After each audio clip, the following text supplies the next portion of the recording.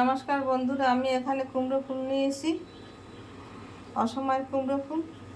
এখন এটাকে তেলে ভাজবো। আর এখানে বেসন, চাউলের গুঁড়ি, 1 চামচ হলুদের গুঁড়ি, 1 চামচ লবণ আর আধা চামচ মরিচের গুঁড়ি এই একসাথে করে জল দিয়ে এটাকে মেখে নিয়েছি। এখন এটাকে মেখে আমি ভাজা দেব।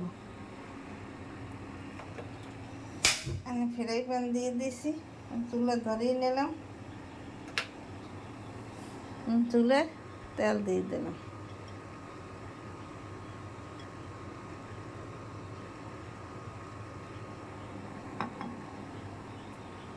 দুই মিনিট পর আমি ফিরে আসি। কুমড়ো ফুলের বড়া একবার ফিরিয়ে দিয়েছি, আবার ফিরিয়ে দিলাম এইভাবে।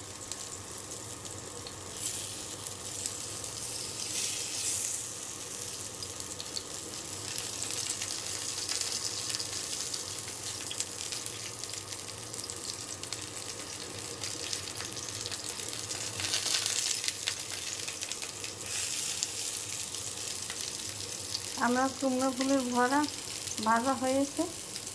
এইভাবে আপনারা তেলে কুমড়ো ফুলের বড়া ভেজে খেয়ে দেখুন, খেতে অনেক সুস্বাদু লাগবে।